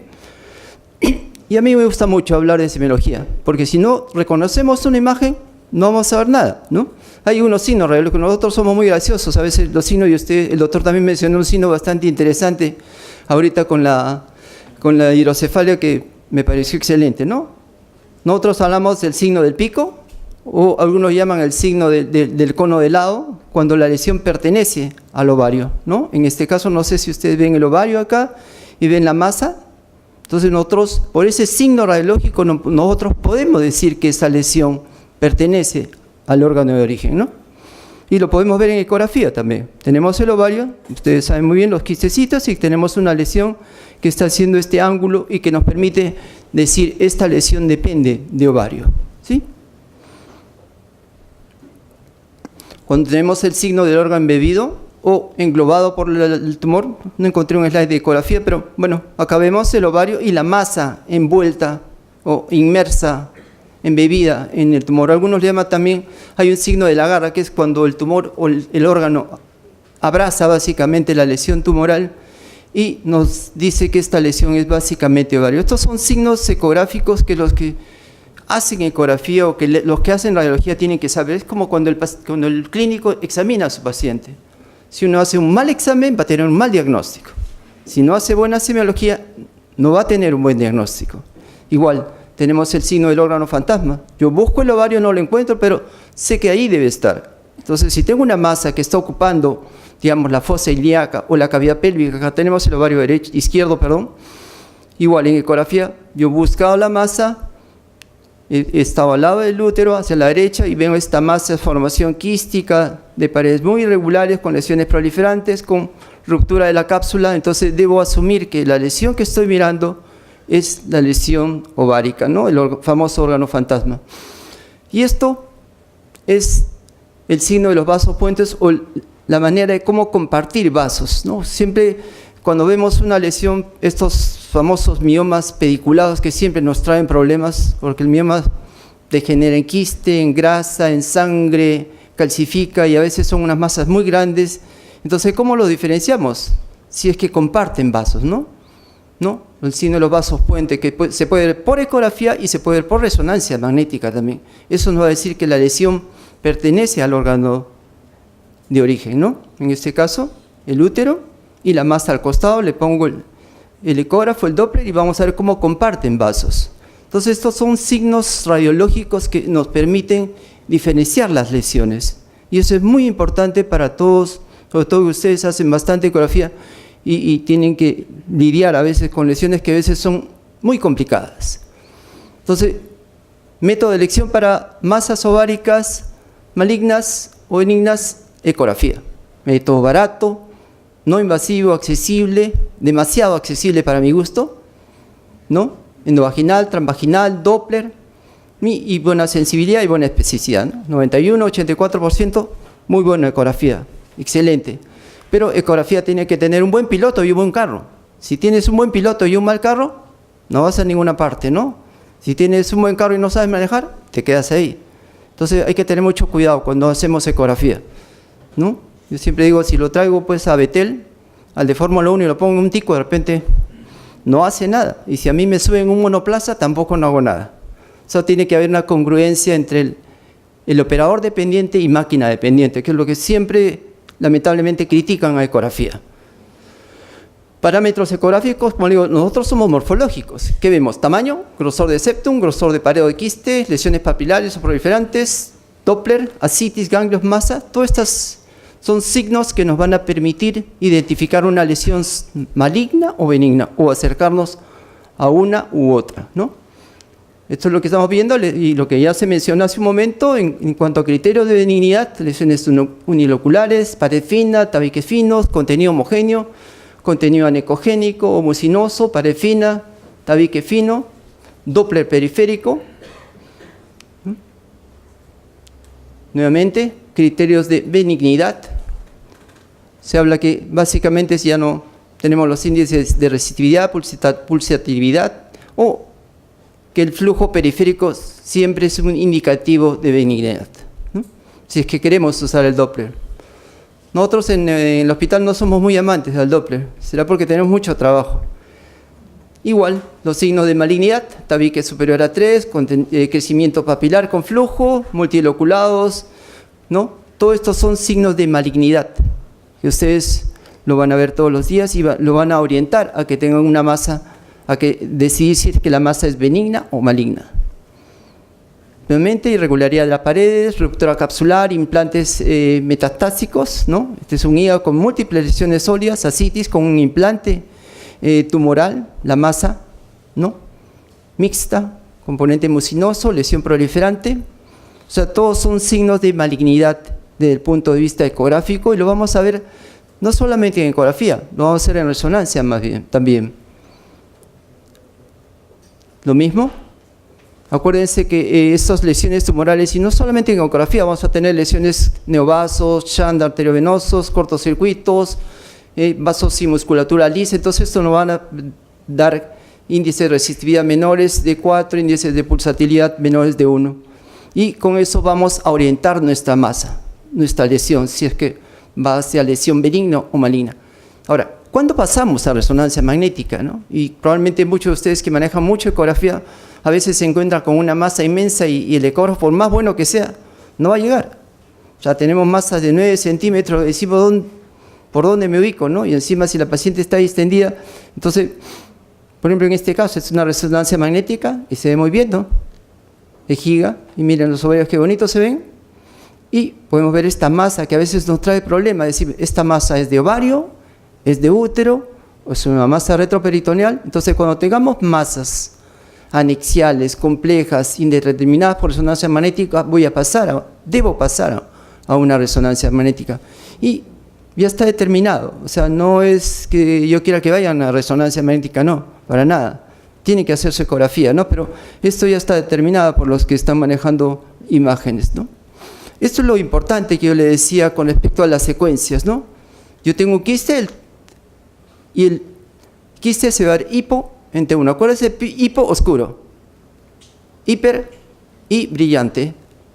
Entonces, cuando es hipo en T1 e hiper en T2, es un quiste. Tranquilo.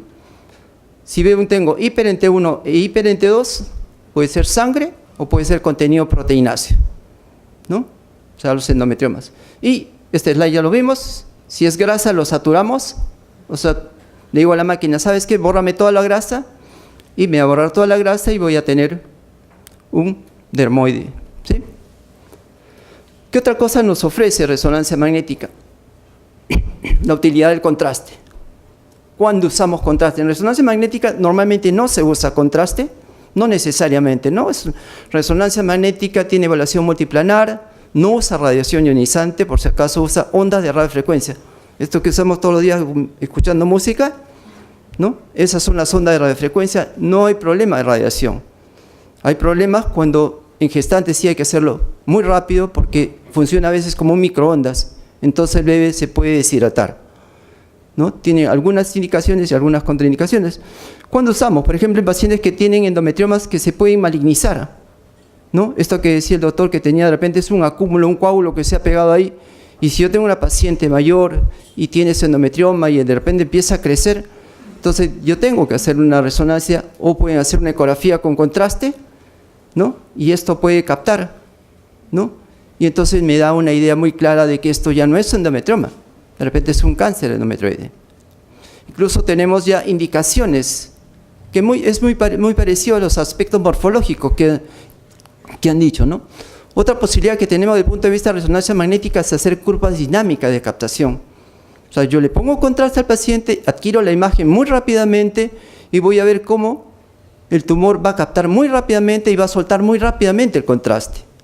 ¿Por qué? Porque el tumor tiene mucha vascularización, pero a la vez tiene mucha salida. Entonces vamos a tener curvas muy rápidas, como lo que llamamos el washout o el lavado rápido, el contraste, y eso me da una indicación de que esta lesión es maligna, ¿no? Y eso lo usamos no solamente en tumores de ovario, sino en todos los tumores. Otro aspecto que tenemos desde el punto de vista de resonancia magnética es la difusión. ¿Qué te permite ver la difusión? Hipercelularidad. Voy a poner el ejemplo del terremoto, ¿no? ¿Qué pasa si ahorita hay un terremoto y salimos todos? Nos vamos a chocar entre nosotros. Y es lo que pasa acá. Cuando hay mucha celularidad, la difusión va a ser positiva. O sea, esto nos indica aumento de células. Entonces, ¿quién tiene aumento de células? Lesiones tumorales. Ahora, ¿cuándo hay otra difusión positiva? Cuando hay células muy gordas. ¿Qué pasa si no somos 100 acá? Si no somos 20, pero todos somos gorditos. Ya no se dice gorditos, ¿no? Con sobrepeso.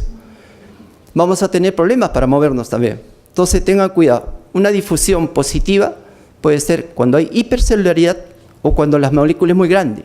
Abscesos, contenido mucinoso, proteináceo, nos puede dar una difusión positiva. ¿Y cuándo lo usamos? Para determinar realmente la lesión. Es una secuencia un poco fea, no es tan bonita como el T2, pero nos va a indicar claramente cuándo tenemos células positivas o cuándo hay lesión tumoral. Sobre todo cuando hay recurrencia, hemos dicho que el 40, 60%, hasta 70% recurren. Y a veces tenemos asas intestinales y decimos, no, es una asa intestinal, pero le hacemos la difusión y vemos algo que restringe. Entonces decimos, oh, y el marcador se elevó, ¿no es cierto? Que es el mejor parámetro para ver si una paciente está yendo bien en su enfermedad. Entonces, acuérdense mucho la difusión. Es lo que muchos han escuchado hablar del PET virtual, que no es un PET virtual, pero ya le pusieron ese cliché, pero es simpático. Entonces, si quieren valorar una paciente que tiene una lesión tumoral, está yendo bien y su CA125 está elevando, si no encuentran foco, la ecografía no le encuentra foco, la tomografía tampoco, pídanle una difusión, ¿no? Entonces, esta es la ventaja. Vamos a hacerlo rápido para que no se aburran, porque ustedes no son radiólogos. Bueno, yo siempre digo no tienen la suerte, pero no hay problema. ¿Qué tiene? Evaluación multiplanar, no usa radiación. ¿Qué cosa es resolución de contraste? A mí me gusta siempre decir eso. Es la capacidad de diferenciar tejido de tejido. Hasta dónde hay tejido sano, hasta dónde hay tejido enfermo. Eso se llama resolución tisular o de contraste. Podemos hacer angioresonancia. Dijimos que el uso de contraste no es imperativo y es un método no invasivo. Pero no todo es flores, ¿no es cierto? No tiene muy buena resolución. Acuérdense que algunas calcificaciones, pequeñas resonancias magnéticas las puede dejar de ver. Resonancia magnética se basa en hidrógenos y cuando hablamos de hidrógeno hablamos de agua. El calcio, los tumores fibrosos no tienen mucho agua, entonces a veces no me dan mucha imagen. Claustrofobia, marcapaso, elementos metálicos, todavía es un poco cara para nuestra realidad, ¿no? Entonces ahí más o menos tenemos lo que nos da resonancia magnética en cuanto a la evaluación de masas. Tomografía sirve para evaluación de extensión de enfermedad, ¿no? Y el PET no es recomendable salvo cuando tengan que hacer un adecuado estadiaje o cuando haya algún tipo de recurrencia. Esto es lo que ha hablado el doctor. No me voy a ampliar porque realmente la exposición del doctor ha sido bastante buena, pero eso es lo que usted está buscando, hablar un mismo idioma, con score, con no decir masa compleja, incompleja, me parece, no me parece, sino tener datos bien claros para que todos nos entendamos. Este tipo de score, ya sea el morfológico, ya sea el índice de riesgo de malignidad, que tiene muy buena sensibilidad, muy buena especificidad, que reúne una serie de parámetros que son ecográficos, el estado menopáusico y el CA125, y el anterior que no lo dijimos, que básicamente es un cuadro morfológico, tiene muy buenos índices de sensibilidad y especificidad, ¿no? Esto ya lo dijo el doctor bastante bien, no, yo no lo voy a repetir, porque lo ha hecho bastante bien, yo no voy a superarlo definitivamente. Y esto que también lo mencionó el doctor, que son una serie de parámetros que se usan para tratar de minimizar el problema que es el cáncer de ovario, que lamentablemente es una enfermedad que se diagnostica muy avanzado, ¿no? Entonces eso es un problema y es un reto para ustedes, que básicamente son los primeros que ven al paciente y tienen la posibilidad de hacer ecografía, ¿no? Y esto que no se ha mencionado, nosotros estamos con el GRAS, en próstata tenemos el PRATS, en mamas tenemos el BRATS, en tiroides tenemos el TRATS. Entonces la idea es más o menos que todos tratemos de hablar un mismo idioma, todos los que manejamos imágenes, ustedes, nosotros, para que podamos entendernos, ¿no? Y tener una sola idea y saber que este paciente tiene este tipo tiene GRATS 1, 5 y qué manejo va a tener, porque la finalidad básicamente de este tipo de parámetros de evaluación y de que hablemos un mismo idioma es que nos entendamos, ¿no? Todos, y que no estemos hablando cosas diferentes y que el paciente sea el beneficiado, ¿no? Bueno, eso es todo. Gracias.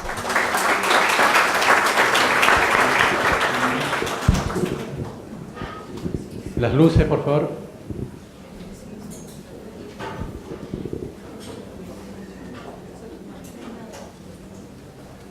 Bien, si tienen preguntas acerca de las exposiciones, doctor Rodríguez, por favor, le invitamos a la mesa. ¿Aló? Sí, buenas noches. Buenas noches. Una consulta. Sabiendo que estos pacientes que tienen masas tumorales, uno de los antecedentes es el dolor pélvico, ¿hay algún estudio que haga una evolución prospectiva de estos pacientes con dolor y que terminan con estas masas tumorales? Esa es una pregunta. Lo segundo es si es que los procesos crónicos de evaluación de pacientes, ¿algún estudio evalúa como predictores clínicos de este tipo de problemas?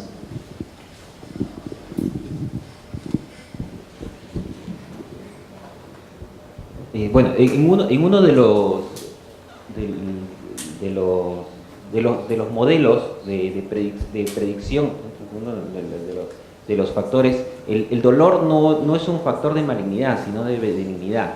El hecho de encontrar dolor, al contrario, disminuye el riesgo de malignidad. Desconozco cuál es digamos, si hay un estudio que haya valorado el seguimiento de estos pacientes con dolor a la larga. Digamos que en los modelos ya se ha seleccionado, no está el dolor dentro de los factores que se ven. No sé, doctor. La segunda pregunta, ¿cuál era? Perdón. Si es que una paciente que tiene algún... lo que pasa, yo creo que hay un sesgo ahí de la información. El doctor, el radiólogo, hizo una exposición que una de las características era el dolor pélvico. Entonces, en función a qué trabajos ha explicado ese detalle y por qué es importante evaluar este síntoma, porque me parece que es un tema que de repente en los trabajos de investigación que se han hecho no le incluyen, porque solamente lo han puesto como un valor que no ha sido evolucionado, solamente como un retrospectivo, pero no como prospectivo, ¿no? Lamentablemente, el cáncer de ovario es un tumor que se diagnostica, como ustedes saben, en forma muy avanzada. Y el paciente refiere una serie de molestias, ¿no? Desde el punto de vista, y probablemente gastrointestinal y llenura precoz. Ahora, en la revisión que yo he hecho, una de las manifestaciones que refiere el paciente, y no tengo ahorita la literatura, la voy a buscar, si me dejas tu correo o algo te lo puedo enviar. Una de las cosas que refiere el paciente es dolor o molestias bajas, ¿no? E incluso una de las molestias que menciona el paciente es las molestias gastrointestinales, ¿no? Debido a la plenitud que eventualmente menciona la paciente, ¿no? Porque lamentablemente, como te digo, este tipo de lesiones tienen espacio para crecer, ¿no? Es como cuando nosotros valoramos las lesiones de cola de páncreas, tienen espacio para crecer y son tumores que lamentablemente no solamente acá, sino en todo el mundo se diagnostican en forma tardía. Yo quería añadir que hay que diferenciar el contexto en el cual analicemos los síntomas, porque no es lo mismo el dolor de la paciente que tiene un cáncer de ovario, ¿no? Que está en un estadio avanzado y que tiene asitis y que tiene una infección abdominal, ¿no? De una paciente en la cual nosotros estamos en la evaluación preoperatoria de una masa anexial que no es clasificable, ¿no? Entonces son dos cosas diferentes. ¿Y otra pregunta? El doctor Guamán. Sí. Si me permite 2 minutitos y le hago un comentario que me interesa mucho, porque ya sé que estamos con el tiempo, pero creo que estamos tratando un tema de vida. Como dice el doctor, el cáncer de ovario sigue matando a las mujeres, no avanzamos, siguen llegando en estadios avanzados. Y fatalmente la ecografía no está ayudando a detectar tempranamente el problema. Estos trabajos de IOTA, no sé si les parece poco confusos, a mí me parece bastante confusos, y todas las publicaciones que hay hasta ahora siguen más confusas, porque lo que hacen es revisar la data que tienen ahora con más de 10 años de seguimiento, incluso con estos pacientes, y realmente yo le encuentro poca aplicación práctica, porque yo pienso que el tumor de ovario, que podría ser evaluado en cualquier momento en un examen vaginal en una paciente, no necesariamente porque tiene una masa, sino que es un hallazgo justamente encontrar esa masa, debía ser evaluado desde el primer nivel, y el primer nivel, ese es el mensaje que debemos mandar a nuestro país. ¿Qué podemos encontrar en el primer nivel, donde el colega hace el transvaginal con un equipo portátil, con baja resolución, no tiene Doppler probablemente, o si lo tiene es un Doppler de baja calidad? Entonces yo creo que ahí los signos morfológicos son fundamentales, y creo que todas las puntuaciones que han habido anteriormente, Lerner y tienen la misma capacidad de pesquisa. Si ustedes ven la sensibilidad, el valor predictivo de las últimas publicaciones de Timmerman y su grupo, están igual o hasta menos incluso que la que plantean las otras, basadas fundamentalmente en criterios morfológicos. Y eso lo vemos con la ecografía normal, con la ecografía convencional. Ese es el primer término.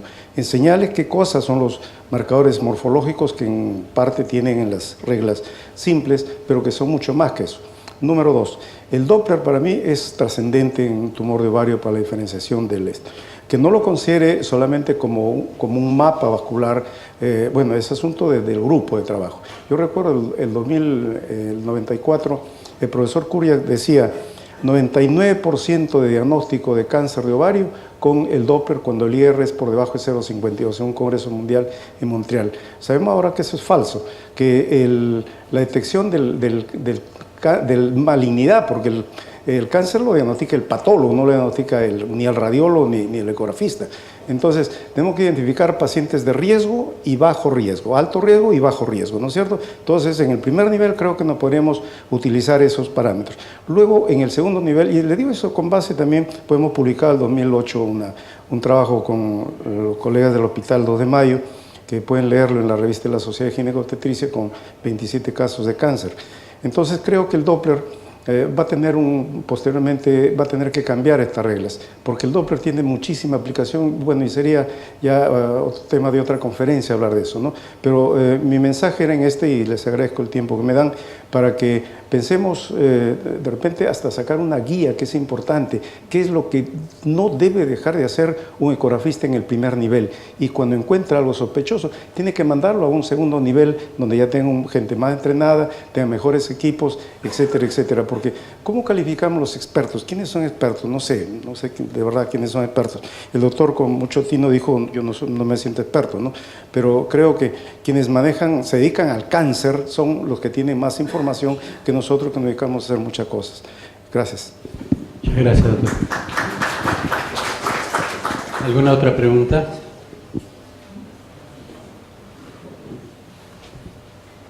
Sí, muy bueno su comentario, doctor Gomán. Vamos a aclarar algunos puntos, ¿no? Porque yo he insistido durante toda mi presentación de que las estrategias, la terminología de IOTA está hecha para pacientes en evaluación preoperatoria. ¿Okay? Entonces eso restringe bastante la población a la cual, digamos, es aplicable la estrategia. O sea, que aquí no hemos venido a recomendar la estrategia, sino a presentar digamos, los trabajos, hacer un resumen, de ver bastante apretado de los trabajos de más de 10 años, ¿no? Y yo creo que los asistentes pues tendrán el criterio pues para escoger, ¿no?, si lo usan o no lo usan, ¿no? El cáncer sigue siendo una causa importante de muerte en las mujeres, sobre todo en las mujeres adultas, ¿no? Pero es porque digamos, la detección es baja, ¿no? Y ahí estamos en otro nivel, ¿no?, que es el tamizaje, ¿no? El IOTA no es para hacer tamizaje de cáncer de ovario, ¿okay? ¿No? Creo que está un error, porque, mire, si usted lee el metaanálisis que saca ISUOG justamente el año 2014, establece claramente el objetivo de IOTA. ¿Cuál es el objetivo de IOTA? Identificar el riesgo de los tumores en relación a ovario, las masas ováricas en relación a cáncer de ovario. Disculpe, ese es el objetivo fundamental de IOTA. Puede terminar, y vamos a tratar de que no hacer una conversación de eso. Tamizaje es cuando nosotros tenemos una población en la cual no tenemos ninguna manifestación de la enfermedad y nosotros vamos a aplicar una estrategia para esto. Tamizaje hacemos cuando hacemos panicolado, ¿no?, cuando hacemos mamografía, ¿no?, que no hay evidencia de enfermedad. Yo lo he repetido, ¿no? La estrategia está planteada para aquella paciente que viene con una tumoración anexial y la va a caracterizar. No tiene nada que ver con el cáncer de ovario, con el tamizaje. ¿Okay? Y eso, si usted no me cree a mí, puede ir a las revisiones de IOTA, ¿no?, y ver lo que dicen, porque en las revisiones incluso del congreso de IOTA del año pasado, ¿no?, Tiberman insiste bastante en eso, ¿no? Incluso tiene una lámina, si gusta se la traigo y se la muestro, ¿no?, para que vea cuál es digamos, el nivel, ¿no?, en el cual está la exploración de IOTA. Ciertamente tiene razón en que el problema no es a nivel de los centros de referencia, ¿no? Ciertamente los expertos son los que manejan cáncer, no somos nosotros, ¿okay? Pero hay hospitales generales y también hay centros de primer nivel de atención, ¿no? Entonces, en el primer nivel de atención, ¿no? el profesional, ¿no? tiene la libertad de escoger, si escoge 5 criterios morfológicos que manejan los expertos en cáncer, o escoge, ¿no? las reglas simples de IOTA, y esas depende de lo que maneje. Pero lo importante, ¿no? Creo yo, es manejar todos un mismo lenguaje para comunicar los hallazgos, ¿ok? Y principalmente darnos cuenta de cuál es el nivel en el cual nosotros estamos estableciendo una estrategia para la evaluación de las masas anexales. Una cosa es el tamizaje, ¿no? Obviamente el tamizaje de cáncer de ovario es un fracaso aquí y en todas partes del mundo, doctor. ¿Okay? Y otra cosa es la paciente que tiene el hallazgo de una masa anexial y que yo antes de operarla, voy a decir, bueno, esta paciente la voy a operar en el Hospital 2 de Mayo, en el Hospital 2 de Loaiza, en el Hospital Sabogal o en Coyique, ¿no? Pues voy a mandar al INEM, ¿no? Entonces, con ella pues decidirá pues, usar criterios morfológicos, ¿no? Que un experto maneja, ¿no? O eventualmente usa reglas simples, o de repente agarra su calculadora o usa las reglas de regresión o celar esos criterios, ¿no? Y ciertamente va a haber un grupo que no van a ser clasificables y que de repente va a tener que referir a un nivel superior de atención. Nadie ha dicho que el IOTA es superior a la evaluación por expertos. De ver sus resultados, a poblaciones comparables, ¿okay? Entonces hay que estar claros, ¿no? en los conceptos para no cometer el error, ¿no? de aplicar, por ejemplo, recibir una paciente y decir, bueno, yo le aplico las reglas de IOTA y le voy a manejar en forma conservadora. Eso no está demostrado, nadie lo ha demostrado todavía. Yo he dicho que hay trabajos que están viendo el seguimiento, pero todavía están en resultados preliminares. No sé si el doctor tiene algún comentario. Bueno, quizás lo más importante de todo de este tipo de clasificaciones es, como dice, tratar de hablar un mismo idioma, ¿sí? Porque hay muchas escuelas y todas hablan de diferente manera. Esto lo hemos visto en el BRATS, que tratan de unificar criterios para el manejo del paciente. Igual probablemente después de un tiempo verán que las reglas simples, el anexa, todo ese tipo de cosas van a servir, no sé, pero como decía el doctor, muchas de ellas tienen la misma sensibilidad y especificidad, pero tenemos que tratar de hablar el mismo idioma, ¿no?